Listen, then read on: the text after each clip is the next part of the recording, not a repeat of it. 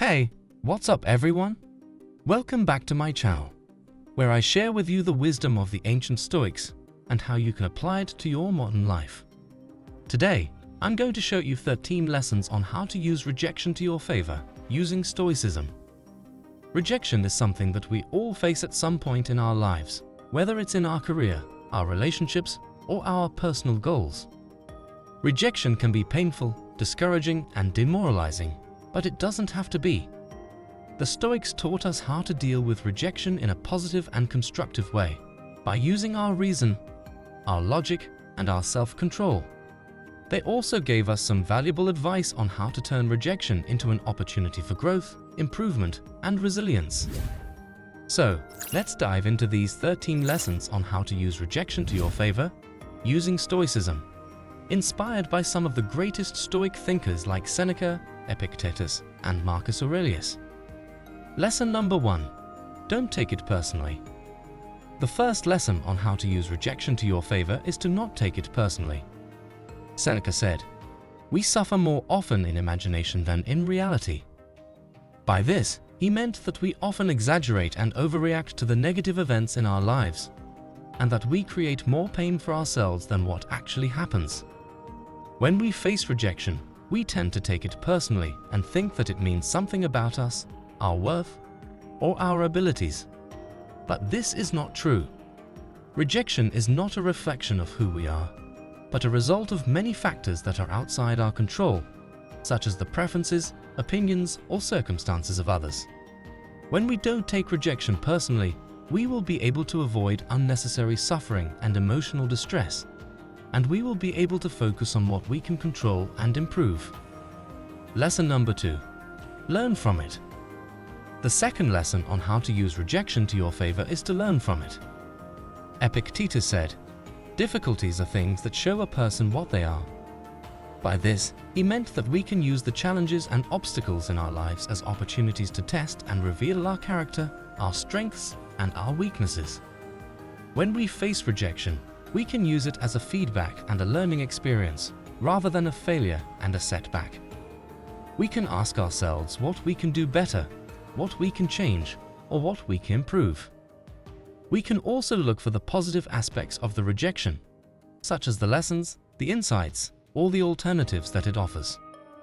When we learn from rejection, we will be able to grow and improve ourselves, and we will be able to achieve our goals and dreams.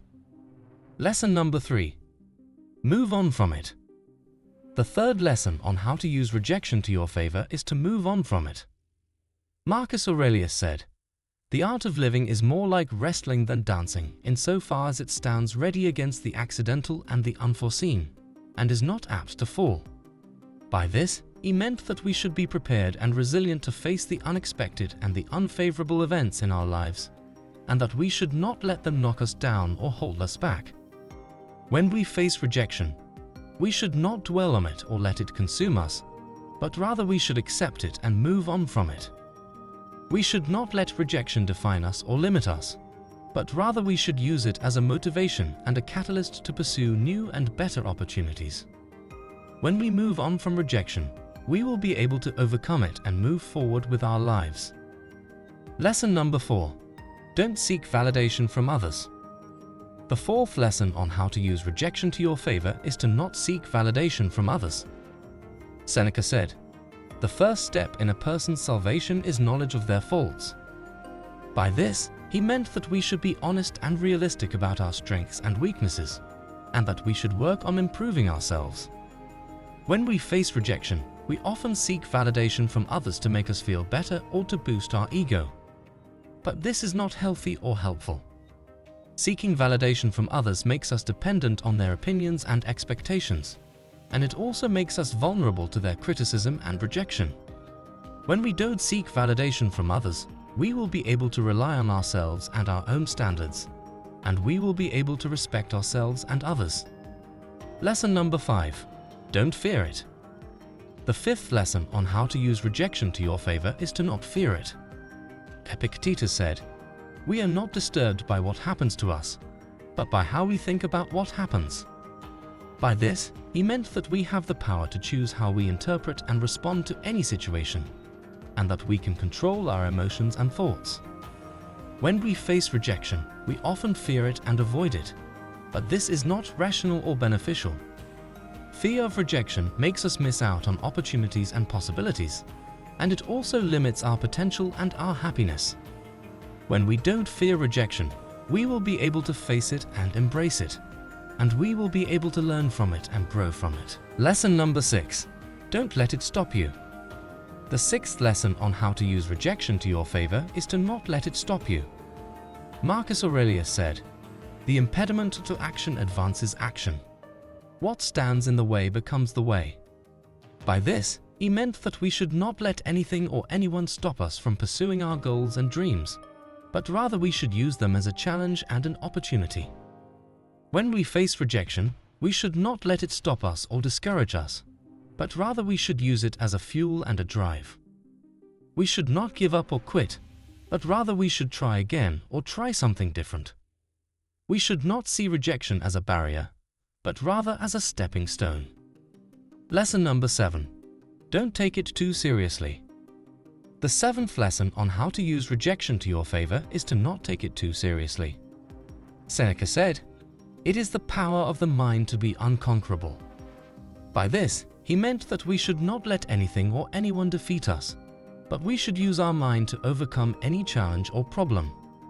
When we face rejection, we should not take it too seriously or personally, but rather we should see it as a part of life and a part of growth.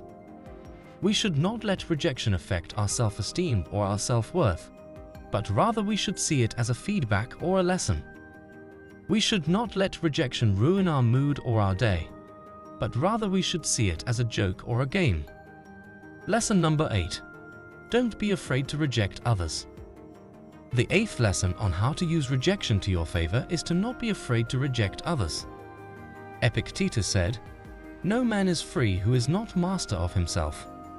By this, he meant that we should be confident and self-reliant, and that we should master ourselves and our choices.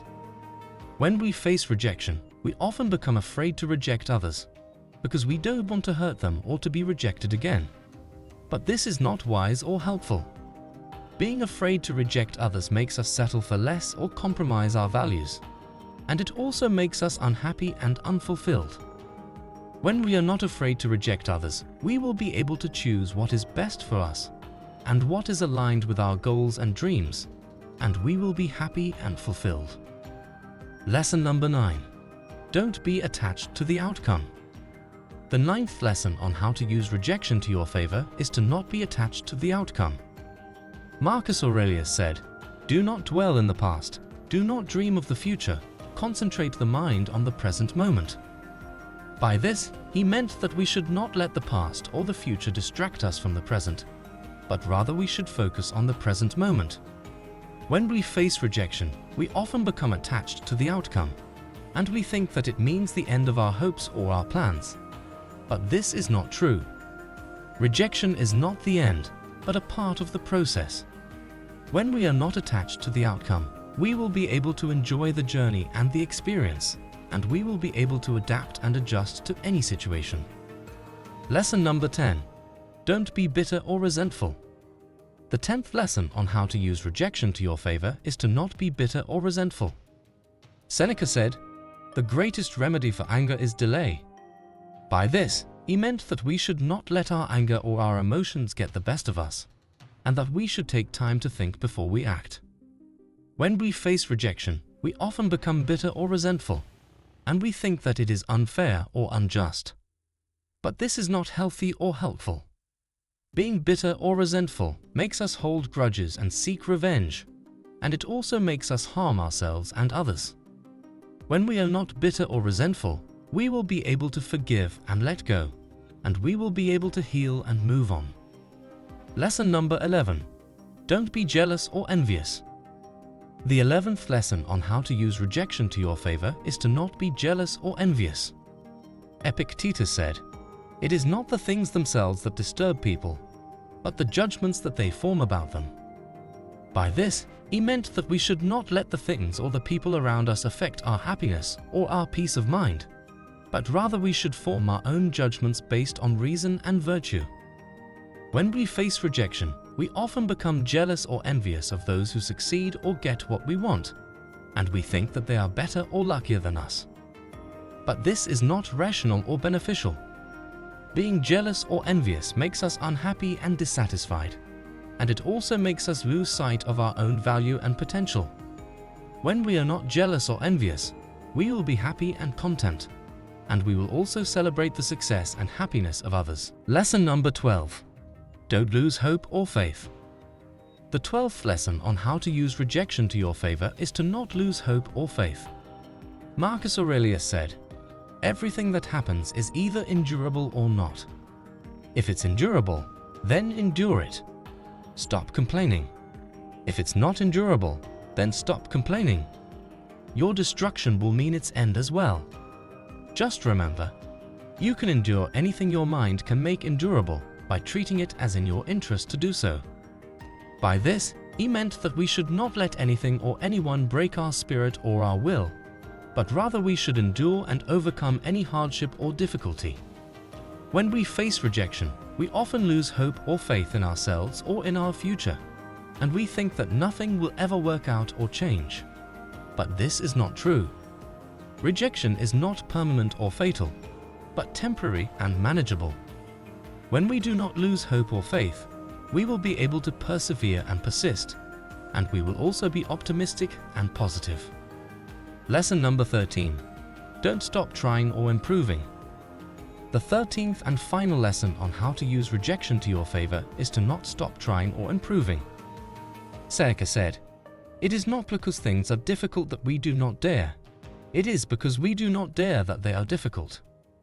By this, he meant that we should not let fear or doubt stop us from pursuing our goals and dreams, but rather we should dare and act.